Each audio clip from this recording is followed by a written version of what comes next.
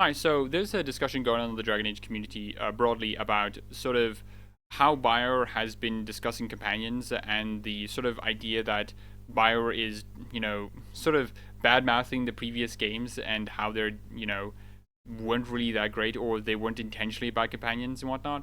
And I wanted to give my own thoughts about that. I also, and this is going to be a bit of a weird splicey thing because I'm going to split this in between some bits, so it's going to be too organized.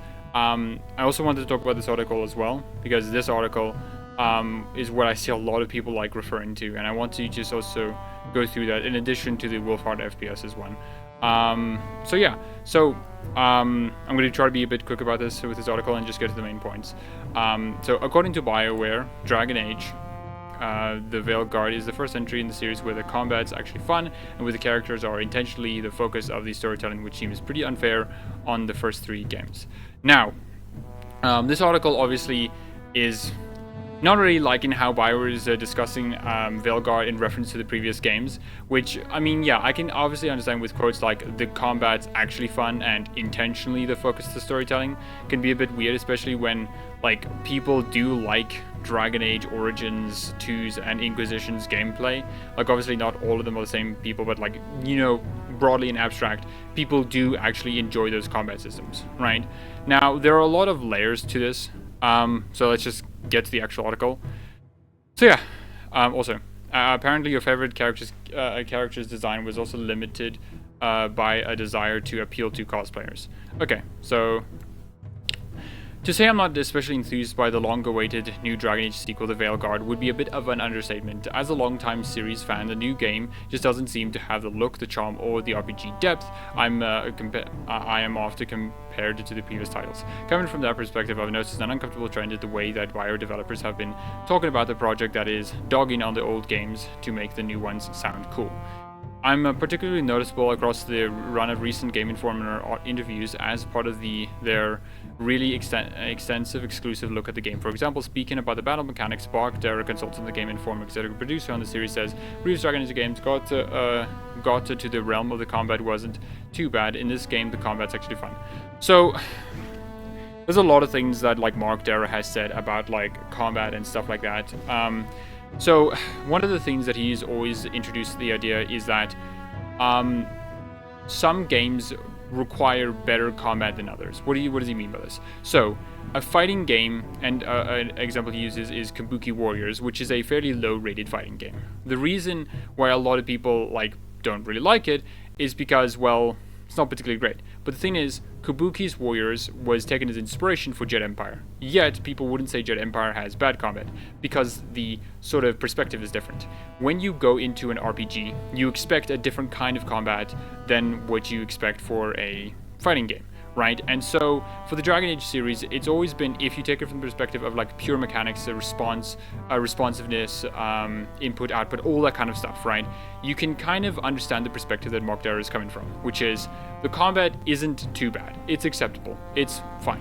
But with the newer game, it's definitely a lot more similar to, again, more action kind of titles, which the expectations of that. Right, now, again, I think there's also another layer to this, which is, he's literally advertising the game. Right? So when asked the question, how is this combat better than the previous games? What is he supposed to say? It's actually not. It's pretty much the same. Is that really the response that he's going to have to give? How is that going to make people feel like the new Dragon Age game has good combat if he doesn't do that? Now you can say, why does he have to dog the previous game's combat, in order to lift up that one? Now you can say that's a bit of an issue with the language. But the thing is, right, the implication that I dislike here is that he's not doing it for that reason. He's not he doesn't actually think that they're literally terrible or garbage or whatever, right? It's, again, more of a promotion thing and also a sort of long-standing thing that Mark Darrah has talked about, which is RPG combat doesn't have to be, super refined and awesome, because RPGs have a lot of different expectations onto them. It isn't just the combat, it's also the narrative to it as well, and how the RPG mechanics are used in the narrative, right?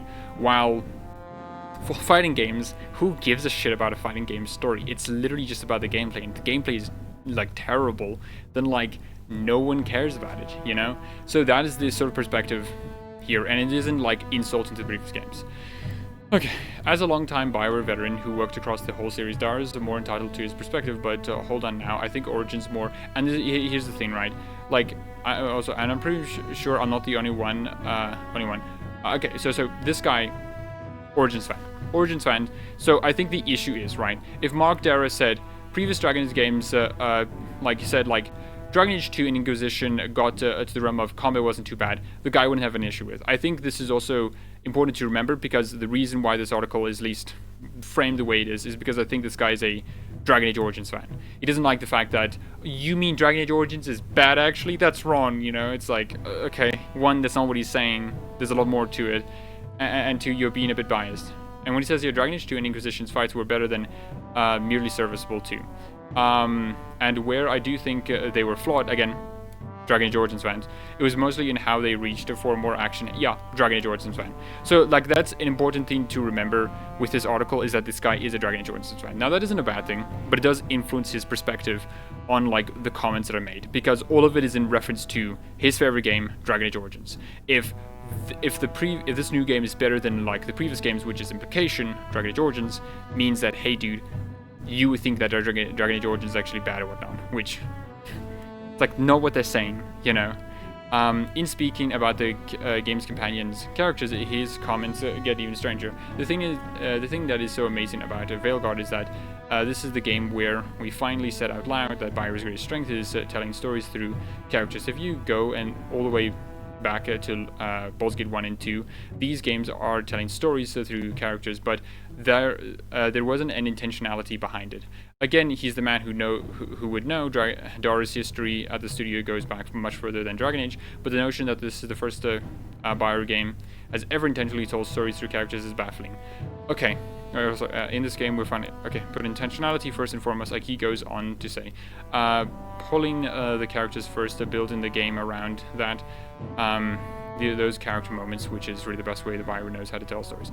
And his response: I can't say that gels with my experience as a player of the Bioware RPGs at all, and particularly not with Dragon Age series at all. That time spent interacting with the characters, following their personal stories, romancing, and seeing their reactions to events. None of that was intentional telling stories through characters. Okay, so the issue with this is that let's go step by step, right? Each of the games that Bioware has made has always been somewhat plot focused, right? KOTOR 1 has always been about Revan and Revan's revelation on being, the Dark Lord, right? That was always been about that sort of idea, right? And how it interacts with that.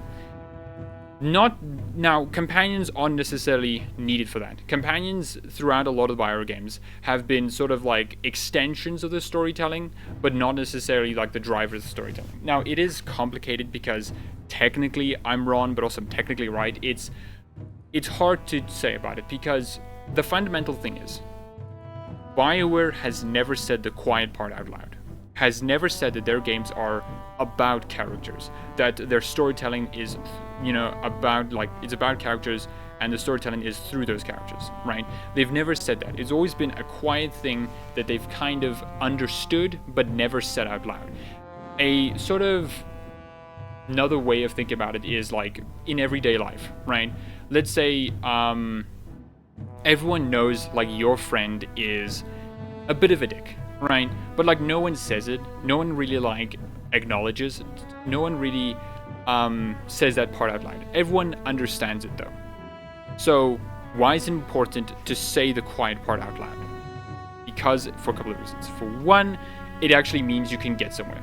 You can actually do something with intentionality. If everyone says yeah, he's a bit of a dick, you can actually move that conversation forward. You can talk to him, you can talk to others and how they feel, and it'll be a lot more easier to move forward than not.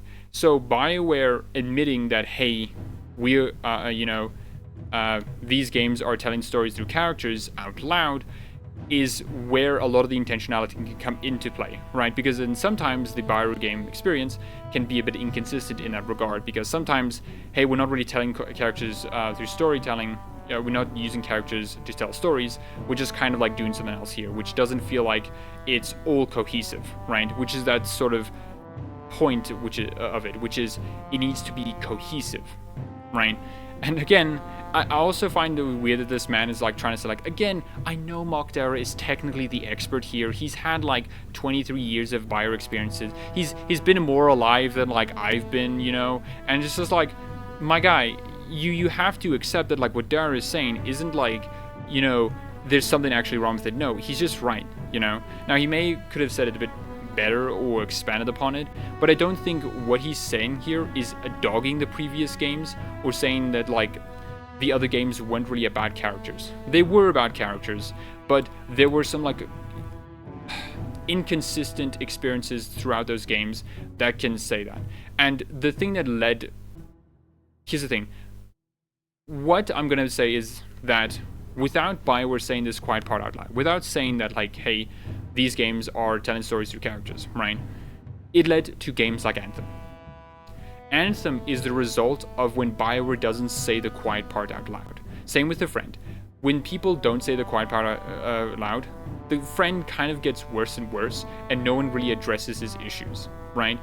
For Anthem, the same conclusion happened. When no one was there and just said like, wait a minute, Bioware's about, you know, telling, you know, using games to tell stories through characters, right? How is Anthem doing that? Well, then we have an issue then, because then it makes sure the goals are aligned, right? It makes sure they're making a cohesive experience through that idea, and like that would prevent what Anthem would have been, right? So Mark Dara saying this isn't like some, oh, actually the previous games were bad and weren't actually doing that. Like Mass Effect 2 is the closest one where it was intentionally trying to do that, but still Bioware didn't say that quiet part out loud. It was kind of like not stumbled upon, but it was just like vibes based, you know? Okay. Sure, those character arcs have always revolved around some world-ending threat, but the Veilguard is as deep in the realm of scary Dark Lords as ever, with another interesting beloved character, Solus, who has been remembered, was a titular character on the fourth Dragon Age games for years, when he was called the Dragon Lord. This essentially replaces the main villains. Like, okay. This sort of like, the Veilguard's conflict looks to be driven by big, magical, inhuman big bad guys like Origins or Inquisition had. Meanwhile, Dragon Age 2 was deeply... Okay, so the sort of argument here is that saying like, hey, so, sure, you know, characters are like important and whatnot, but like, how is it being intentionally... How is this game intentionally using characters and companions to tell the story when it seems like the plot's not going to be about them, right? Dragon Age was a deeply, like Dragon Age 2 was a deeply character-driven, telling a more personal story about its cast and misfits. Like that is true, right? But I think the thing that is missing the idea here is or at least from what the interviews have said, that the Veilguard companions are going to be a lot more important, similar to like how Mass Effect 2's companions were important, that without them you would just fail, right? I think that's the implication that they want to go. And I think that's fine. Like, this is where I think I'm going to be a bit of a divergent here, is that I think it's fine that like the Veilguard companions are going to be very important and critical to the story. I just think that both styles are fine. I think having a story where the companions aren't like needed to finish the main quest is fine, right? I think there needs to be like a sort of, how do you say, understanding on what the story needs to, you know, accomplish itself, right? Sometimes the story needs the companions to help solve the main quest, and sometimes the companions just need to be there to add extra flavor and to represent the factions of the world and to give insights on the world and stuff like that, right? But again, I think this is a weird thing for him to say, because like I feel like his intention is basically trying to say like, well, Mark Dara, you say it's actually now it's going to be about characters, but I don't see the characters being that all important in Veilguard, which I think is a very dumb thing to say. Even past character designs receive a subtle dig, with art director Matt Rhodes suggesting they were deliberately simplified compared to what the Veilguard is doing. The previous art director had a mindset we should make things easier for cosplayers, which I think is a misunderstanding of cosplayers. He says, we've seen the kind of challenges they're willing to take on, and so we've gone for, in some cases, a level of complexity and detail that I hope a lot of them were expected to rise the challenge for. One, how is this a subtle dig at the previous at like the previous art directions? Again, this is like the Origins fan like coming into play again, which is, no dude, Dragon Age Origins was not dumb, it was not simplified, it isn't bad, what are you talking about? Which is something I do not understand for the life of me. Like, I have no idea how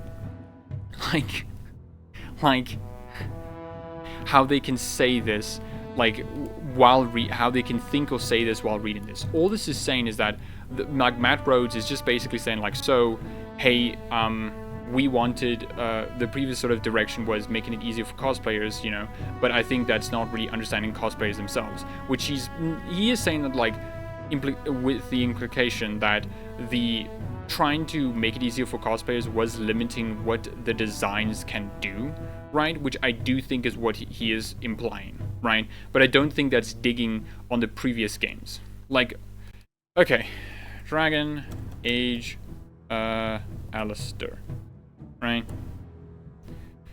So Alistair in Dragon Age Origins is what exactly? Like, look at this. Look at this handsome boy. Handsome boy. This handsome boy clearly is not designed, his entire character, like from his armor and whatnot, is not designed to the degree that Morrigan is. Morrigan has her own type of outfit, with her own sort of like, I think modeling and stuff like that. Well, Alistair is just like, I mean, he's not bad designed, right? But the thing is, right, there's a missed opportunity. They could have used all of his armor to design and sort of portray his character and tell like a non-verbal story with it. While with Morrigan, we clearly can see that. Like, there's a lot of, how do you say, like things you can pick apart, from the jewelry to the clothing to the like one-arm bands, the feathers. Like, it all has like some subtle storytelling and like gives you a good impression on the character, right? That is what I think Matt Rhodes was more speaking about, which is we can utilize all of the character design. And is that a subtle dig at the previous game? Kind of.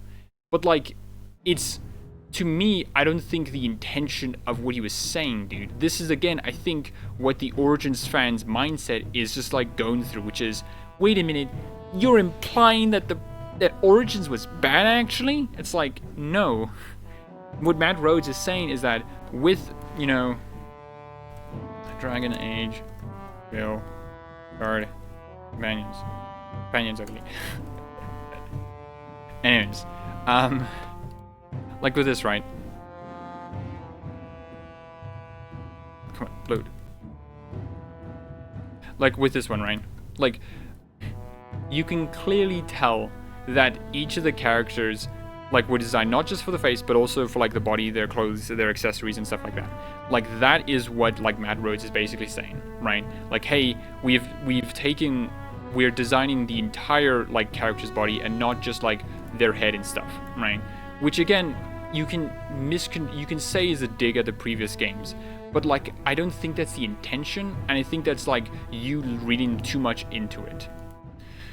Okay, it's hard to see that this is an issue in memorable original looks for characters like Morrigan or Varric, and equally, all I can think of when I first saw that, admittedly more detailed companions, is that they look more like a cast of a hero shooter than an appealing adventure party.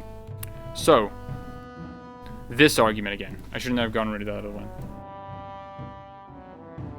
This argument again. Let us look. Let us find... Okay. Here is Nev. So I ask you, dear viewer, tell me, what is the difference between Morrigan and Nev here? What is the difference? What is the difference? Because I do not see the difference. I do not see the difference at all. There's obviously differences, but on the surface level, how is this hero shooter and this is not?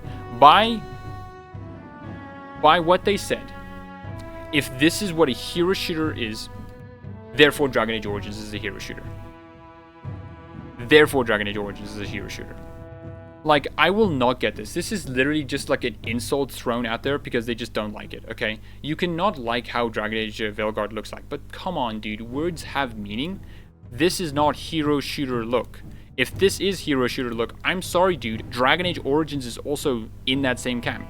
And if that is the case and like they look like a hero shooter game, why is that a bad thing? Because again, there's so many like layers of implication here. One, hero shooter looks bad for this thing. Which, if this is hero shooter, therefore this is hero shooter, which means Dragon Age Origins is also bad, which is not what they're saying. I don't think this looks like a hero shooter thing at all. I don't think it does. It doesn't have that sort of aesthetic to it. But like, yeah, it's so dumb. I'm being oversensitive. Okay. I know, but after a reveal that felt very alienating to many long-standing fans, Origins fans, as well as the decades of high-profile failures from the studio, this approach seems foolhardy. Dara is a Bioware veteran, but he's only consulting on the game, not leading it. And over the years, we've seen many high-profile departures as well as mass layoffs in 2023. In the wake of Anthem and the Mass Effect Andromeda, I think it's healthy to question whether the studio still has what it takes. Quotes like this speak to an unearned arrogance to Bioware's messaging that I've noted before. There's always going to be a degree of hyperbola to messaging of a studio that puts out an upcoming game, but it feels like in this case we're getting boasts where what we really need is reassurances. Talking about the flaws of its predecessors only serves to highlight all the ways that Dragon Age Veilguard is diverting from them. And that's exactly what's making it so difficult to believe that this can be a satisfying sequel. There's so many things wrong with this. For one, talking about the flaws of its predecessors only like, my man, like, this is such an Origins fan thing to do, okay? This guy is clearly just like an Origins fan, and he just really dislikes the fact that Mark Dara implied that Dragon Age Origins wasn't literally the masterpiece of the century, right? Like, my man, you do understand that, like, Origins had its issues, right? Like, there's no way you can say that Origins is like literally a perfect game. It has its issues. All games have. And the Veilguard learning from that, such as, hey, maybe we should utilize character designs for the whole body, like with Morrigan and Varric, rather than just simply, you know, using the head and whatnot, is a good thing to do, because it means a lot more flavor can have.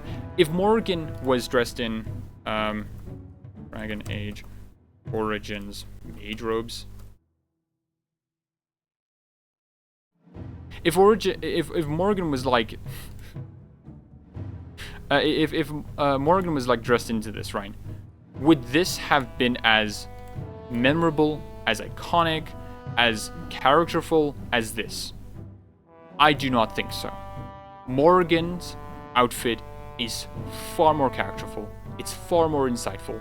It gives so much, and it's just like such an iconic piece of wear for it. This does not. This is not what I think when I think Morrigan. This is what Morrigan looks like. And having all the characters have this sort of like consideration in their design is a good thing. It's not a bad thing. It will never be a bad thing. It is a good thing, you know? And so, yeah. Other things that I take issue with this sort of like law statement is that it's like, yeah, if you're talking about the flaws, it's like Veilguard is diverging from them. Like, I don't know, dude, like diverging from, you know, this sort of like character design to this character design, I don't think is like bad, you know? And like, man, this guy just wants, I really do feel like this guy just wants to say like, well, I hate the fact that it's not tactical anymore, and that's bad, and this is why Veilguard is literally the worst game ever, okay? Like, I feel like that's like the underlying issue this guy wants to say. Like, none of this, like, nowhere has in any of the news that Bioware has come out with the game has been, hey dude, the previous game suck, this new game is better.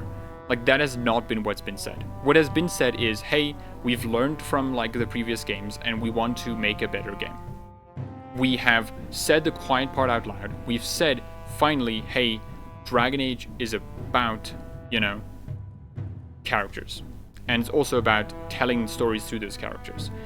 Saying that out loud is a good thing to do, because what it means is you can avoid issues like Anthem. It's why things like vision statements for anything, games, movies, TV shows, is so important, because having that vision statement keeps you focused, keeps you in the entire project coherent. This is what to me feels like just complaining for complaining's sake. They didn't think about this. They weren't actually trying to see what was wrong with what they said. They just saw implication that Origins is bad? No way. No way. So yeah.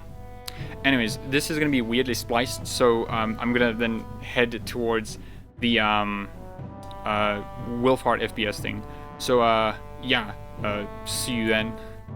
And how I wanted to give my own thoughts about that is by going through WolfheartFPS's video on it, to sort of use it as a jumping off point for my own opinions and whatnot. He shares like a lot of like similar thoughts to me, and thoughts I would like not disagree with at all. So I'm mostly just going to be using his video to sort of like, you know, discuss my own opinions and thoughts on it. I will be skipping bits such as this section, because like, you know, it's just like, you know, talking about companions. It's literally just like, this is what the companions are and whatnot. And we'll be skipping like other parts of the video as well. So yeah, if you want to watch the video by itself, it's going to be in the description as well. I will be 2 times speeding it just to, you know, get through the points a lot quicker and faster. And also just because, like, again, there's nothing really much I would disagree with on or give him a bit of an issue. There is like one point in the video I'll give him a bit of more of an issue later on, but yeah, we'll get to that. This video will be a discussion along with a bit of news on the ever so important topic of companions in Dragon Age the Veilguard. Now, there's a few topics in this video where I think some people are going to have strong opinions on, so please do share your thoughts below, but try to do it in a respectful way to encourage some meaningful conversation. So the topic of companions is of course very important to a Dragon Age game, because while Bioware's gameplay design philosophy can be a bit unpredictable and ever-changing, and not necessarily always for the better, although that would be subjective, Bioware's companion designs have for the most part been a highlight of many of Bioware's games, especially the Dragon Age game. Now, I do know this guy like obviously prefers like I think Origins gameplay, but like yeah, it's not really the point of this video. In fact, there's a ton of fans out there that almost don't even care what gameplay is like in a Dragon Age game. They just want to experience everything that comes with the companion system. So a quick side note, I've seen Now, personally, I am kind of one of those people who just don't particularly care about the gameplay. Now, it's with a caveat. So I do care about the gameplay, but in a very specific way, which is I want the gameplay to be like reflective of how the world like actually works, or like sort of story and like themes and stuff like that. I wanted to like reflect those sort of ideas, right? And the only like Dragon Age game that has really done that, which is like, hey, this is like how fighting would work in Dragon Age, is kind of Origins, because the other 2 games have like abilities and like animations that feel a bit too like frenetic and fast to sort of seem like how, or like when you read the books, right? It's not described as how Dragon Age 2 and Inquisition works. It's described how like Origins works, which is like my sort of preference of that kind of thing. But like otherwise, I don't particularly care about the gameplay beyond that. I don't particularly like value like gameplay and combat that is just like, oh, I must think about of this like as a puzzle or as like a strategy or something like that, right? I don't particularly care about that. I care on how the gameplay and combat can be used for storytelling purposes, right? Or for telling a story about the world, you know? A decent amount of comments, especially during the God mode setting conversation, where people are saying, why even play the game? Oh yeah, that one, right? Like, so there was this weird discussion about like the God mode that Dragon Age Veilguard is gonna have, which means you just can't die. Which, like, I mean, I can see people's like issue with that, but the thing is, right, when any like difficulty options have been existing in video games, right, it was always up to the player to choose the one that's most appropriate to them, right? A lot of people would say like, well, I'm a hardcore gamer, I play on the hardest difficulty in existence, right? And then they like whine and moan that's like it's too difficult. It's like sometimes people don't particularly accurately understand what their like limit is, right? I can't really play a lot of games on higher difficulties because A, I just get too frustrated. I just don't care for it, you know, and B, I don't really get the feeling that I want, which is if a moment's supposed to be tense, then hey, it is a tense moment, right? Because every moment is intense. Harder difficulties like, oh yeah, I'm just like getting bodied by like low level enemies, right? Which I don't like that experience, right? Because to me, I want the difficulty to align with how the moment is supposed to be portrayed, which Dragon Age has always done, like for me on easy modes. Like I do die and I do like make mistakes on like easy modes for the Dragon Age games, you know. And for me, one of my fondest moments was fighting the exalted, no, yeah, the Empress Diluin final dragon, right? My companions were dying. I was dying. It was a terrible situation. I kept reviving them and stuff, and like it was on easy mode, but I had a lot of fun, and it was a tense fight, and it felt appropriate because I was fighting the dragon. And that is like what I like a lot about it, which is the story of the moment and the gameplay and combat are just like married to each other, and they feel very appropriate to one another. And like again, I choose the option that's appropriate for me. And a lot of people just need to choose the option that's appropriate for them. No one's forcing them to do the whole God mode to play on God mode, right? Like no one's compelling them. You can say, would that not alter the design of the game to make that like a reality? I don't particularly think so. I think higher difficulties have a bigger chance of altering like how something goes about, because now low level enemies that are supposed to be like difficult to defeat are now actually really tough, which kind of throws the wrench into how the world is supposed to work. You're not supposed to die to these low level enemies, but you are, right? Again, it's choose which option is appropriate for you and what you want out of the game. And if the higher difficulties aren't that, then lower the difficulty, right? Until it's appropriate to what you feel like, Same with like people who play on easy, right? If it's too easy for you and you don't like that, put it higher until it's appropriate for you. And like again, this is like for the difficulties options, people are complaining about something that they probably won't choose, and it's not going to affect them. Choose what is appropriate for yourself. Enjoy combat, or if you're going to play on the super easy mode, that's no challenge. You might as well just go watch Netflix. Well, last time I checked, you don't have any agency over interacting with other characters in a Netflix show. TV shows don't typically have multiple outcomes based on viewer choice, nor do you get to watch shows as your own self-made character. Now, over the course of Bioware's history, Bioware has created many deep, complex characters. It's genuinely a joy for many players out there to interact with these companions, learn about their history, see how the reactivity plays out and changes according to decisions made by the player, mess with the romance arcs, approval ratings, switching up who you take with you to see what type of banter lines you're going to get, and the list just really goes on. And you can't do that with a TV show or a movie. So what I'm getting at is try to have some understanding towards the players out there who don't really care if certain gameplay aspects are streamlined. Some fans just place way more value on story and characters in these party-based RPGs, just like many of you may place more value on gameplay mechanics, combat, etc., or maybe even a mix of both. I will say though that you can also flip this around, and those of you who mostly only care about companions and story in a Dragon Age game, try to have some understanding of an RPG gameplay enthusiast perspective, where many of them may feel like Bioware is going a bit backwards in terms of a focus on having deep RPG gameplay systems and mechanics. I will briefly. Now, I do think, like, I do have some sympathy for people who wanted, like, Origins combat, like, throughout the series, right? Now, why I think, like, because I've said this before in the past, why I think, like, Origins combat should have been, like, the baseline wasn't because, like, I particularly care about it, I care about it beyond, I only care about it beyond, like, what it can do for, like, storytelling and, like, world purposes, right? I'm not really married to the idea of, Origins combat, right? What I think would have been better, why I think it would have been better to have it like consistent throughout the series, is because one, Bioware could have improved upon it, right? Any issues that people had with Dragon Age Origins gameplay and combat may have been improved upon in newer titles, right? They could have made it better. Baldur's Gate 2 is a better game because it is basically Baldur's Gate 1, right? It was Bioware mastered how Baldur's Gate 1's combat worked and then improved upon it as well. That game, Baldur's Gate 2, is a better game because of that, right? Maybe Dragon Age 2 would have been a better game if it just took Origins combat and just like improved upon it. But that is a bit of a difficult discussion because technically Dragon Age 2 is Origins combat, but it's just like tuned it differently, The sort of way that Mark Darrah described it was Origins was like D&D 3.5e, while Dragon Age 2 was D&D 4e, right? They were still like Dungeons and Dragons. It was just like the balance was different, right? Origins was symmetrical and Dragon Age 2 was asymmetrical, though obviously the combat animations that Dragon Age 2 uses is very different from like Origins. But anyways, back to the point. I also think it would have made a much more stronger identity for the series, because when you look at like Gears of War, right, they're all the same, right? Fundamentally, right? They feel the same, they play the same, they are a third-person cover shooter, and that like is a benefit to it, because when people look at that and see that sort of gameplay, they're like, yeah, that's Gears of War, right? They know what it is.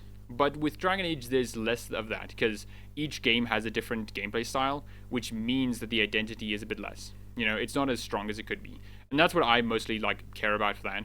I can get for people who just like Origins gameplay style and just like want more of that. I can get that, but I'm not as like swayed by that argument.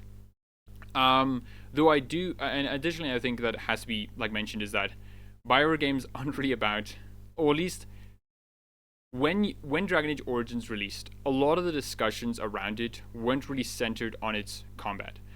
Some of it was, and a lot of the discussions did mention it, but a majority of it was its world, story, characters, lore.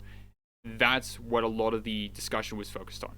And I think that's very important to mention because, hey, if you want to, say, hey, I want this to continue, you have to contend with the fact that most people don't particularly care about that, I'm not saying that, it's invalid or shouldn't be the way. I'm just saying, that's an important factor to remember.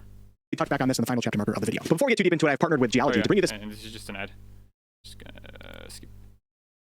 Back to the video. So Dragon Age the Veilguard is of course placing a heavy emphasis on companions, so much so that they even renamed the game to represent a focus on you and the companions as collectively you make up the Veilguard. In a recent article by none other than Wesley from Game Informer, link below, Wesley reports that Gary McKay, Bioware's general manager, said, "We really wanted to do something different, and we did push the envelope in a couple areas, companions being one of them. Once we got knee deep in it, we realized we had something special with these companions, again, around the motivations, the story arc, and it really started to become the centerpiece for this game." Appler also said that one of Bioware's principles when creating the Veilguard was that the world exists even when you, Rook, are not around. There are things, ancient conflicts, grudges, and more that happen even when Rook isn't participating in them. So that of course ties back into the companions, as companions are meant to feel like real living people with you, not just characters that serve the purpose of aiding. Also, I do want to mention something that's, I think a lot of people are a bit of a weird thing, is that I think a lot of the sort of discussion for any video game that comes out, especially with the franchise one, will necessarily have to have the developers going yeah, so this game is better than previous game, right? Which is just an inevitable thing that's going to happen for all video games, right?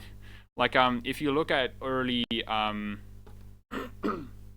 early interviews and discussions with Todd Howard about Oblivion, right? He will say yeah, Oblivion's we've learned a lot from Morrowind, we've tried to improve a lot of things, and I think we did improve a lot of things, and I think people are going to really appreciate it, Same thing happened with Skyrim, right? It's yeah, I mean, there were some lessons to learn from Oblivion. There were a lot of issues with it, but I think we've learned those lessons and made a better game for it. That's just going to happen, even if you think that the other game isn't as good as the previous game. That's just going to happen, and I don't think that's a bad thing. That's just what people expect. I don't think people are going to be out here being wow, these developers said this game's trash or something. Wow, fantastic. That's just something gonna happen. And you can say maybe the issue that those people have with is that they're lying, that hey, that isn't true, it's not gonna be better than the previous games, or something like that. Which I guess can be maybe what they're talking about. But I do think that is I don't know, a bit of a bad faith interpretation, It's assuming the worst possibility. I think Veilguard's going to be a fine game, Everything that they've talked about, especially in regards to how the levels are going to be progressed, is fantastic, I liked Dragon Age Inquisition's open worlds, certain elements. I like the Fellow Mire, Empress Teoluan, Exalted Plains. I like the DLC Jaws of Hakon's one. I think they were all fantastic, right?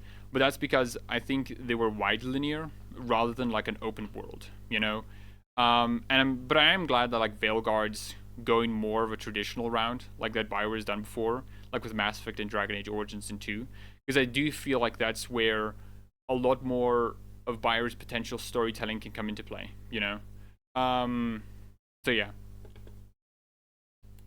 The main character. Dragon Age's game director, Corinne Bush, even added that these companions are the most fully realized complex companions we've ever crafted. They're complicated, they have complicated problems, and that's what's interesting. Corinne then went on to basically say that in the previous Dragon Age games, you may feel like the companions are going on an adventure with you, while in the Veilguard, you may feel more so like you're going on a journey with them. Now, some people have taken some of Bioware's comments. So, I think, and if I look here, you see here, previously it feels like companions are going on an adventure with me, the main character, but in Veilguard, in many ways, the companions are so fleshed out that it feels as though you're journeying with them. So, this is a very complicated thing to talk about, especially because you have to ask with okay, so what does with me on an adventure with me mean, right? So what I think that means, right, is that when you're on the adventure, the companions are accessories to you.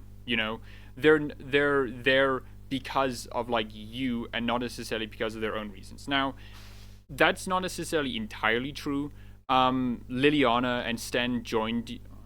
Yeah, both of them joined you because of the Blight, and so they were, joined you for their own reasons. But technically, you could also say it was technically adventuring with you because of that sort of idea that that if you weren't there, they wouldn't have done it themselves. It's a complicated way of talking about it, and I'm not necessarily sure if there was a better way to word that, you know, because again, you can say all the Dragon Age games are like that, even Veilguard, you know, I think you could argue on that. But I think like what this is supposed to mean, right, and what he's gonna say as well, is that this is supposed to just say that they're very fleshed out, right? There are a lot of times in Dragon Age Origins where the companions sometimes just don't have a lot of things to say. There does come a point where you've exhausted all dialogue options and all conversations with them, and now you're just like near the end of the game, right?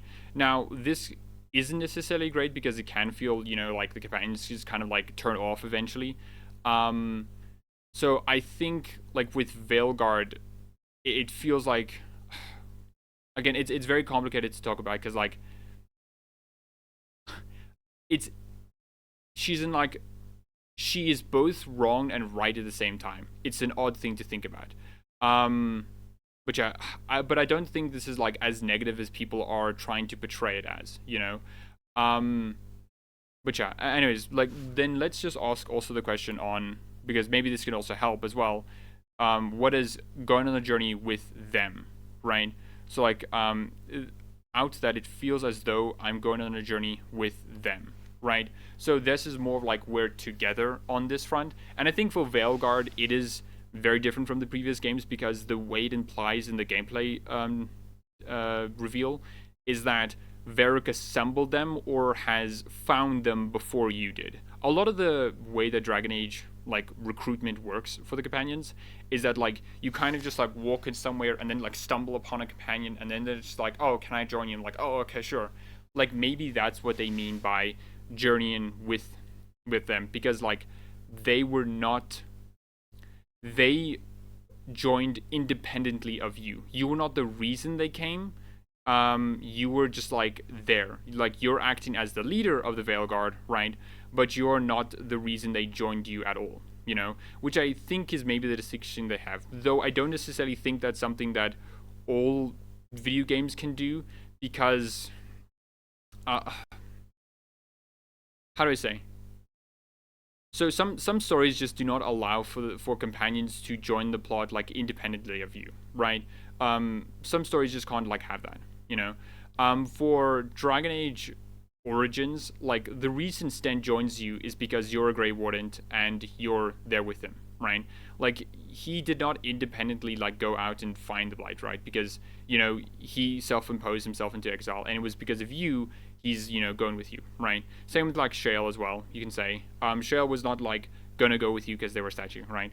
But they joined you because, you know, you freed them, right? Like, but that's how it could only work with that game, right? Because the way the characters are set up and the way the story is set up, you can't have it any other way. Again, this is such a very confusing like line of dialogue, and I think this is like reading too much into it. I think the basic gist is this: it's just, hey, they meant that the companions are just really fleshed out now. There's not going to probably be a moment where, like in Dragon Age Origins or the other games, where the companions just kind of turn off. You don't really have anything else to discuss about them, discuss with them, you know? Or at least that's how I interpret it. And then went on to basically say that in the previous Dragon Age games, you may feel like the companions are going on an adventure with you, while in the Veilguard, you may feel more so like you're going on a journey with them. Now, some people have taken some of Bioware's comments here as a bit of a slight on the previous Dragon Age writers. And I love the previous Dragon Age writers, but to be honest with you, it didn't really come across that. Yeah, and I don't think it's a slight at all, because it's a weird way of saying it's a slight. Again, maybe I think they could have like phrased it a lot better. Yeah, it's an odd way of saying it, but I don't think it's like with malicious intent. Something that he doesn't cover in this one, which I do want to go through this one. Where is it?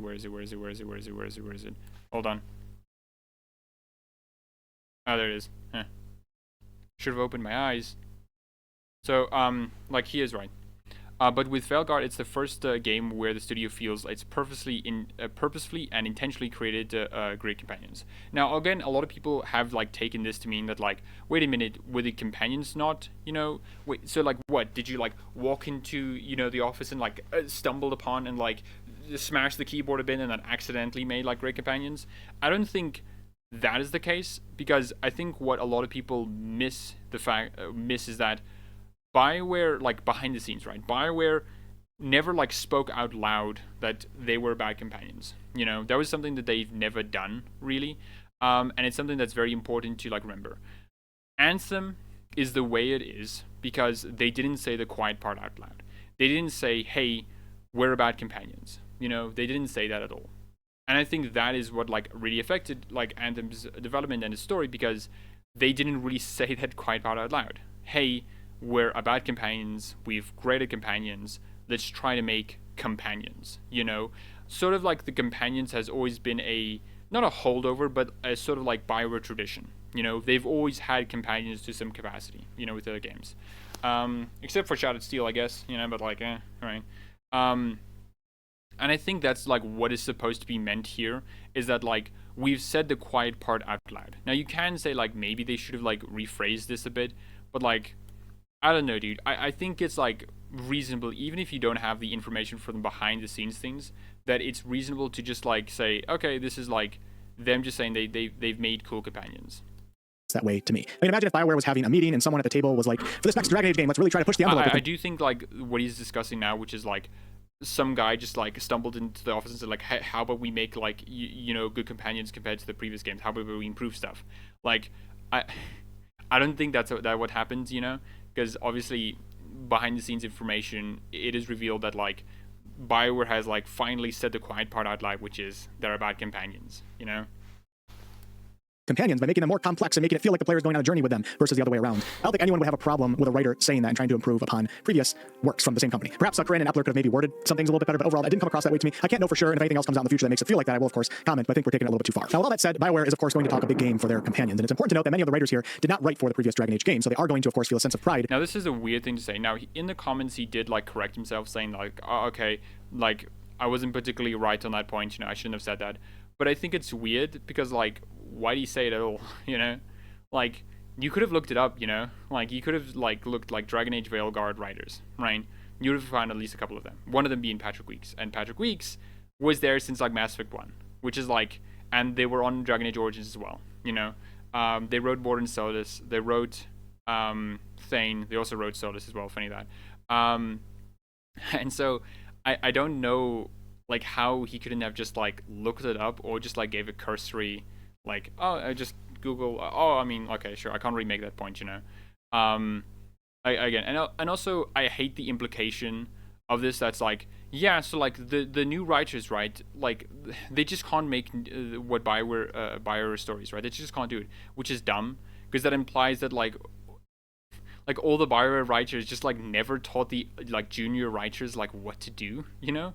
It kind of just like makes it seem like they're like arrogant fucks, you know? Like, yeah, dude, we just never talked to them, you know? We just said do this and they did that, you know? It's like, it's weird, you know? With their own creations and expansions on the lore, as all artists and writers should. But at the end of the day, it's really up to us, the players, the one who spend the money on the experience that's advertised to us, to ultimately decide how well written we feel and how well designed companions are. We still, of course, don't know a lot about this game, so we'll have to wait and see. But let's talk a little bit now about what we do know as of now about the companions, and then we'll get into some more. So I'm gonna skip this part because like he's just talking about the companions, you know. Interesting, highly debated topics such as companion sexuality. So Lace Harding. Yeah, like he's just talking about companions. He's just like, oh, so these are the companions, and these are like the information we know about them.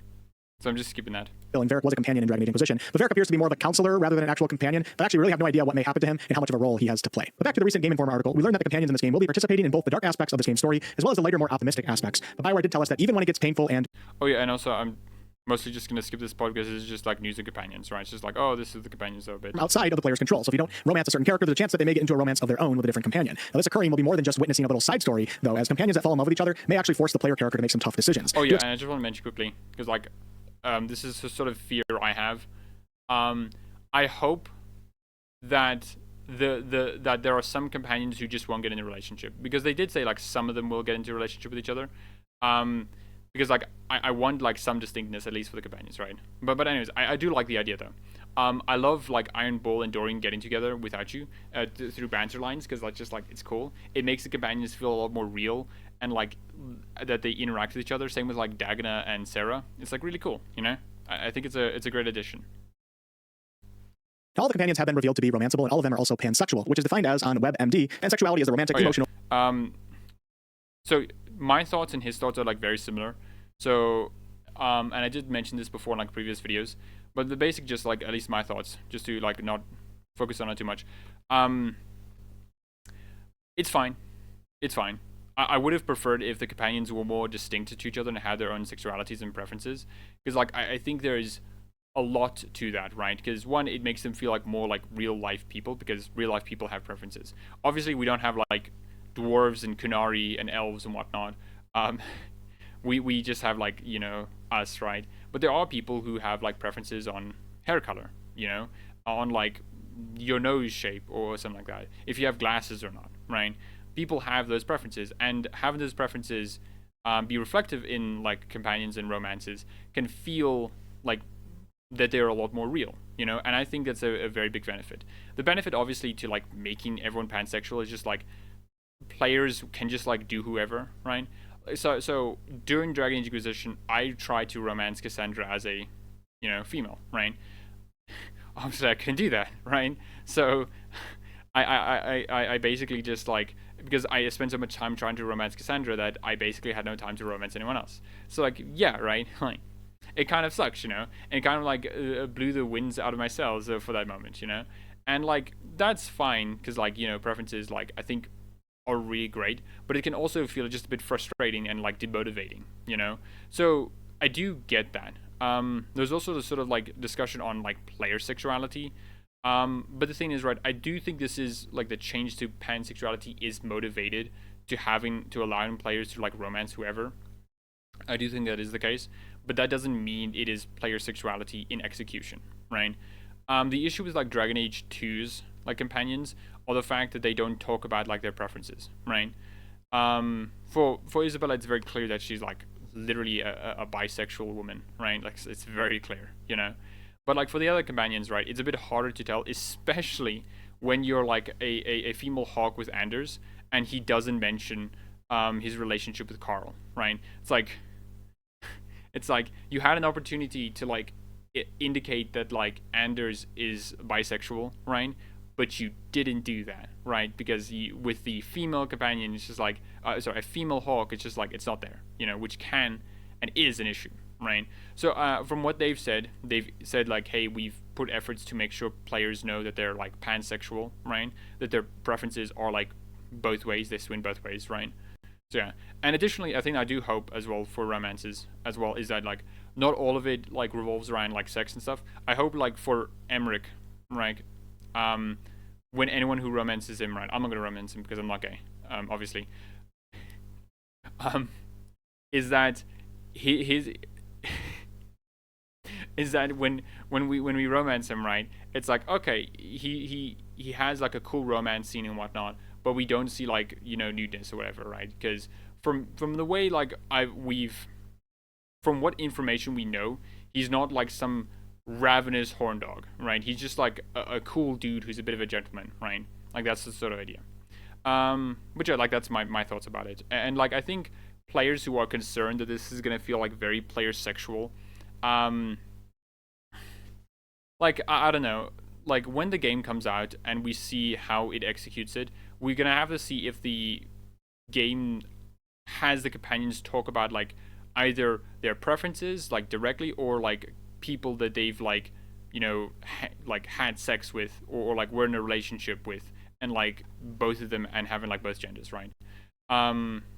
So yeah, I'm just gonna skip this part because like, yeah, I think we are seeing more pansexual or player sexual systems these days. Let me know what you think in the comments below. In the final segment of this video, we'll briefly touch on companions' roles in combat and their progression. We do know that the party size in this game will be 3 total, so you'll only be able to take 2 companions with you out on quests and missions, although all of them should be chilling together at the game's central hub, which is the lighthouse. Now, the lighthouse will likely be the place where many romances take place, I'm assuming, and also it's going to be the place where you get a ton of dialogue with the companions in between missions. Bioware seems to really be pushing the idea that all of this with the companions is pretty deep and fleshed out, so we'll see how that turns out. But back to combat, though, and even I guess exploration to a certain degree. To get some control over your companions and your party, you have to use the ability wheel. There's no more, you know, setting behaviors for your characters. It doesn't seem like that's a thing, and there's definitely no more taking full control of your companions like you could in the previous games. When you bring up the ability wheel in this game, the game will pause, and this is where you can see not only your 3 active abilities, but also your 2 companions. Sorry, just like random thing I wanted to mention as well.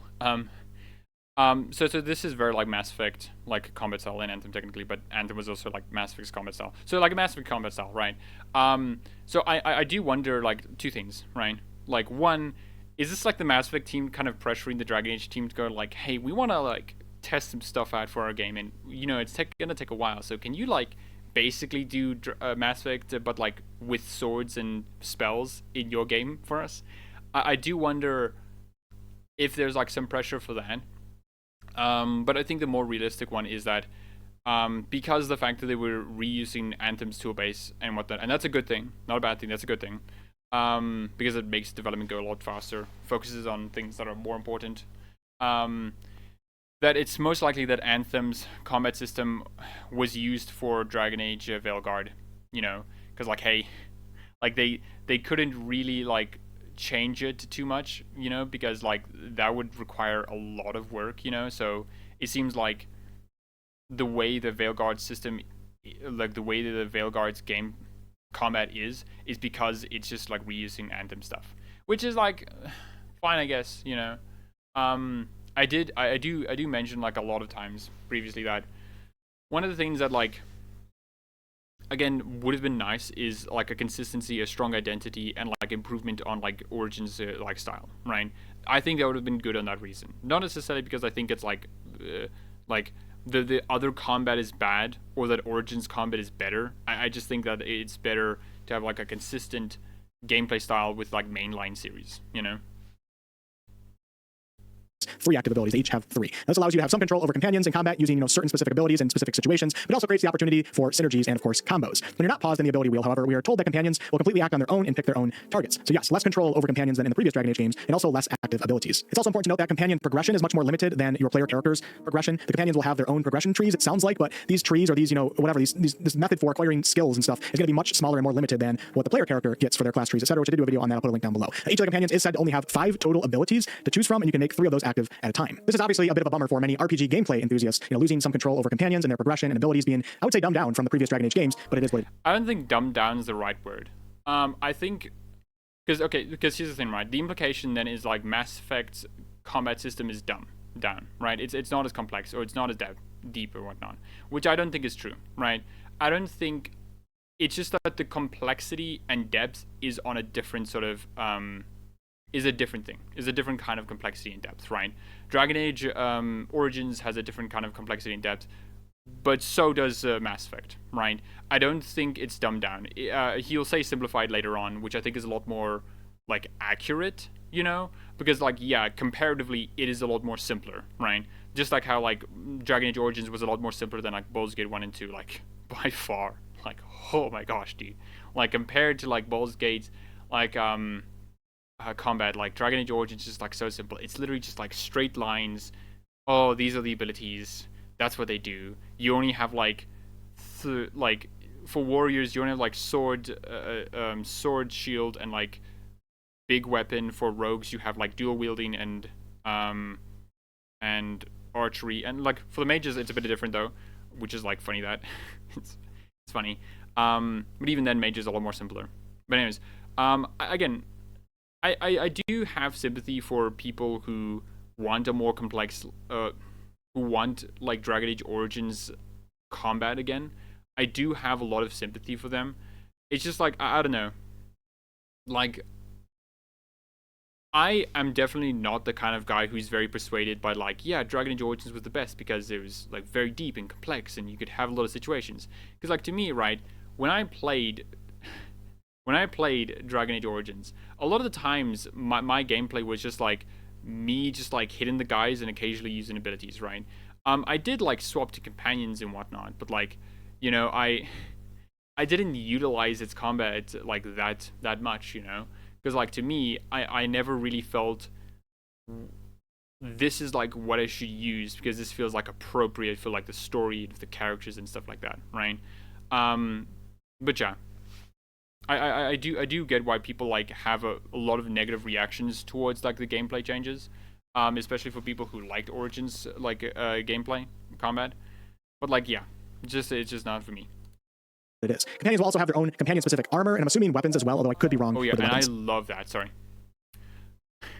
I've never liked the idea that companions just have like allow you to change their armor or their weapons, right? I never liked that idea. You know, it has never been something I'm a fan of because like it just feels like it's so gamified that it doesn't really acknowledge the story, right?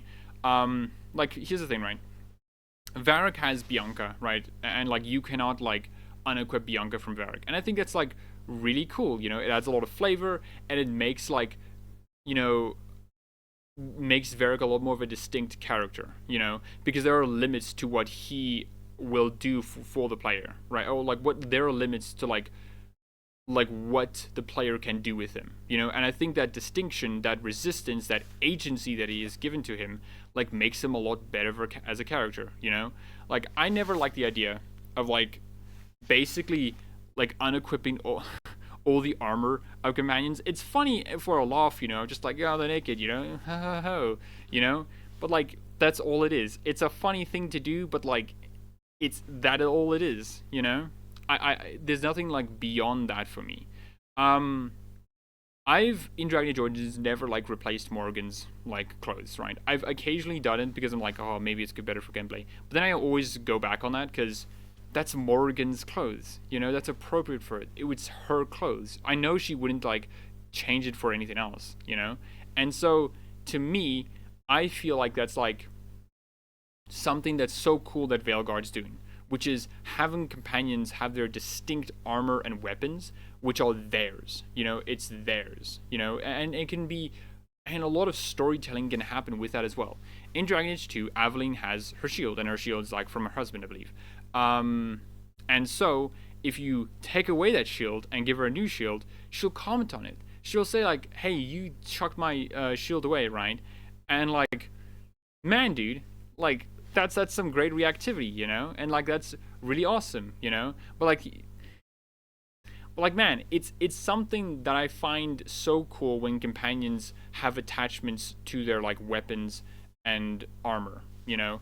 And I like that that's how like Dragon Age Veilguard is going into that direction, you know. And obviously this is like very different for other like RPG fans who like the idea of like customizing the companions, and like I can get that, you know. But like I like the sort of story purpose that the gameplay has rather than like the mechanical purpose, you know. So basically, there's no denying here that the RPG aspects of, you know, the depth behind companion loot and armor, you know, combat and also class progression are sounding very streamlined. And this is where I see a bit of an understandable divide in players that are talking about this game. RPG gameplay enthusiasts are probably not too happy about the streamlining nature of the game here, while more story-focused fans may like it or simply not really care at all. And yeah, that's basically it for this video. You know, combing back over the recent Gameplay Informer article, it really pushed the idea that companions are complex and they represent not only just individual people, but also factions and entire areas and nations of Thedas. I know this video was kind of all over the place. We were talking about, you know, companion lore, and then we moved into discussions on romance systems and RPG debates and stuff like that. But hey, I just figured I'd put it all into one video because most of it did have to deal with companions. And yeah, I appreciate you guys watching. Looking forward to reading some of the comments below. Thank you to Geology for sponsoring this video. I appreciate that. And I'll catch you all in the next one. Yeah, so like, yeah. Again, if you want to watch his video's in the description below. Again, I don't agree with everything on him because he's clearly the type of RPG fan who just likes being able to control a lot of what your companions can do, what your character can do, has a lot of like complexity and depth, you know. And especially at the beginning where it says like, yeah, and like, you know, subjectively, you know, they've moved away from that, but like, you know, that's subjectively good or bad or whatnot. And like, yeah, right, like I obviously don't agree with him on that, but like I use his video more as a jumping off point to sort of describe my own like opinions and stuff, because like I do think it's important to talk about this sort of subject so the conversation can move forward and doesn't like just fester, you know. And yeah, so like just go through everything. I don't think Bioware was dissing the previous games, right? I think Bioware was, as most companies do, basically do what every company has to do, because like no player is going to be like, so what does your new game do that the old game doesn't do, you know, like please tell me why it's good or bad or whatnot. And like all companies need to do that. And additionally, I don't think they were dissing them like because they think they were bad. I think it was more of like hey, we said the quiet part out loud, you know, and additionally we were like trying to make sure that the companions like felt like their own independent agents, you know, which I think is fine, you know. And as for like the sort of RPG aspects, I value like consistency and like strong identity, you know, like it could have been Origins combat could have been improved upon a lot and whatnot, but like obviously it's not that. I don't think the new gameplay is like bad at all, because like here's the thing, I don't think any of the Dragon Age games like have bad gameplay. There are some like hiccups and annoyances and frustrations. How Inquisition handles its real-time with pause combat system is a bit frustrating, especially on PC. It's definitely a lot more better on a controller than it is on like a mouse and keyboard. But even then, I think it's still like really good, you know. I think that all the games like have been a solid quality, like have been really good, you know. But I think like gameplay and combat wise, right, the issue has always been like people not liking the fact that it's inconsistent, you know, which is fine. Veilguard as it is, I think looks really good, right? As like my reaction to the reveal, I absolutely like just adored it. I loved the combat. I love how fluid, how powerful, how impactful everything was. You know, I liked just like how your character moved, and I could feel like if I was like playing it, right, I know I would have a fun time with it. You know, it looks fantastic, and imagine it will feel fantastic as well. You know, which nothing much else to discuss. If you liked the video, I hope you perhaps consider liking, maybe even subscribing. And what do you think about the whole like discussion that the Dragon Age community has been having over this? Do you agree, disagree? What are your thoughts on it? I would like to hear. And yeah, I hope you enjoy your day.